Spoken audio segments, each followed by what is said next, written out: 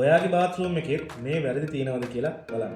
Video එක ඉවරනකම් බලලා comment එකක් දාන්න කීයක් තියෙනවද. විශේෂයෙන්ම අපි බාත්රූම් එකක් ඩිසයින් කරද්දී ඒ බාත්රූම් එකේ වෙන්ටිලේෂන්, ඩ්‍රේනේජ්, සේෆ්ටි, ස්ටෝරේජ් වගේ දේවල් ගැන වැඩි අවධානයක් දක්වන්න. අපි සැලසුම් කරද්දී සමහර වෙලාවට ඕගොල්ලෝ ඉදිකිරීම කරද්දී මේ කිසි දෙයක් ගැන ලොකුවට හිතන්නේ. හිතන්න ඕනම දෙයක් මගන්න. අපි බලමු එක එක මොනවද මේ දේවල් කියලා.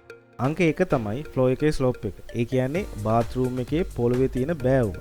මේ බෑවුම හරි විදියට තියෙන්න ඕන. මොකද හේතුව සමහර බාත්රූම් වලට ගියාම පොඩි වතුර ප්‍රමාණයක් රැඳිලා තියෙනවා. අපේ කකුල් වලට ඒක දැනෙනවා. ඒ වගේ අවස්ථාවල බැක්ටීරියා සහ අපිරිසිදු දේවල් වල ක්‍රියාකාරීත්වය වැඩි වෙනවා. ඒ හින්දා මේ ජලය බැස ගිහිල්ලා හොඳින් වේලිලා තියෙන්න මේ ස්ලොප් එක අනිවාර්යයෙන්ම තියෙන්න ඕන. ඒ ස්ලොප් එක යන්න ඕන දිශාවත් අපි තීරණය කරන්න ඕන. ඒ හින්දා ඒක ඉතා වැදගත් කාරණාවක් හැටියට සැලකනවා. අංක 2 තමයි වෙන්ටිලේෂන් එක. ගොඩාක් බාත්රූම් වලදී නොහිතපමු දෙයක් තමයි මේක. හැබැයි අලුතෙන් ඉදිවෙන මොඩර්න් ඩිසයින් වලදී මේක ගොඩක් දුරට මම දැකලා තියෙනවා. නමුත් අපේ පැරණි සාම්ප්‍රදායික නිවාසවල මේක ඇත්තෙම නැති තරම්. ඒ නිසා මෙතනදී විශේෂයෙන් අපි බාත්රූම් එකක් ඇතුලේ තියෙන දුර්ගන්ධය සහිත වාතය ඉවතට යන්න ඉඩකඩ තියෙනවා.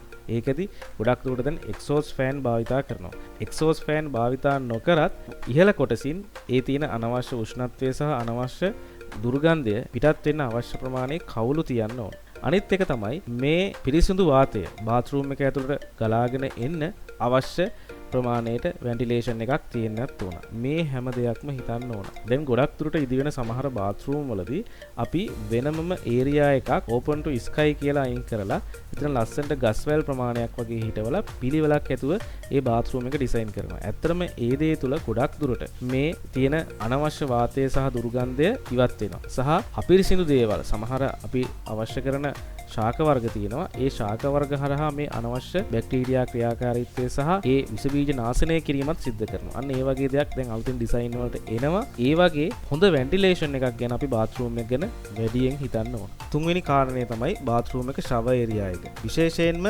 බාත්රූම් එකකදී මේ ෂවර් ඒරියා එක ෂවර් ස්ක්‍රීන් එකකින් එහෙම නැත්නම් පාර්ටිෂන් එකකින් වෙන් වෙන්න සූදානම් කරන්න ඕන. මොකද අපි ඇඟපත හොදනය කරන කටයුතු ක්‍රියාවලියේදී වතුර මුළු බාත්රූම් එකේම විහිදෙනවා නම් එතනදී ඒක ප්‍රශ්නයක්. හැම තිස්සෙම බාත්රූම් එක තෙතමනයක් සහිතවයි තියෙන්නේ. ඒක බාත්රූම් එකක් අපිරිසිදු වෙන්න ප්‍රධාන කාරණාවක් වෙනවා. ඒ හින්දා මේ කොටස වෙන් කරලා තිබ්බහම ඉතා පහසුවෙන් මේ පිරිසිදු කිරීම කටයුතු සහ ඒ බාත්රූම් එක හිතකර තත්ත්වයකට පවත්වා ගන්න පුළුවන් හැකියාවක් තියෙනවා. ඊළඟ කාරණේ අංක 4 ඉලෙක්ට්‍රිකල් සේෆ්ටි. මේ ඉලෙක්ට්‍රිකල් සේෆ්ටි එකේදී අපි විශේෂයෙන් සැලකිලිමත් වෙන්න ඕන. මේ ෂොකට්ස් ඊළඟට ස්විච් වෝටර් හීටර්ස් වගේ දේවල් හැම දෙයක්ම එකම තැනක තියෙන්නේ නැති වෙන්න සහ ජලය සම්බන්ධ වෙන තැන්වල තියෙන්නේ නැති වෙන්න. ඒක බොහෝම දුරට සැලකිලිමත් වෙන්න ඕන සහ හොඳ සැලසුමකට අනුව නිර්මාණය කරන්න ඕන. මොකද අපේ ආරක්ෂාව ගැන විශේෂයෙන් එතනදී අපි හිතලා බලන්න සිද්ධ වෙනවා. පස්වෙනි සරල කාරණේ තමයි ස්ටෝරේජ් එක.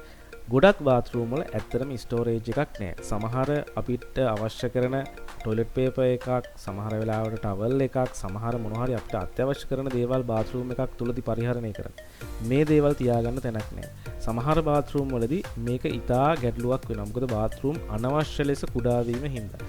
බාත්රූම් එකකට ඇත්තටම අද වගේ කාලෙකදී ලොකු බජට් එකක් වෙන් කරන්න අවශ්‍ය නැහැ. යම්කිසි ප්‍රමාණයකින් කුඩා වෙන්න ඕන. ඒත් ඒ කුඩා වීම තුල අපේ අවශ්‍යතා නිසියාකාරව කරගන්න ඕන. මොකද සමහරලාට බාත්රූම් එකක් නිර්මාණය කරලා අපි ගොඩාක් අපහසුයෙන් ඒක පරිහරණය කරනවා කියන්නේ අවුරුදු 20ක් 30ක් අපි ජීවත් වෙන්න තියෙන කාලේ බොහොම වෙහෙසකර තත්යකට පත් වෙනවා මේ බාත්රූම් එකේ හින්දා. එතනදී හදාගන්න බාත්රූම් එක නිවැරදිව හදාගන්න නම් සැලසුමේදී ඒ ගැන විශේෂයෙන් අවධානය දක්වන්න ඕන.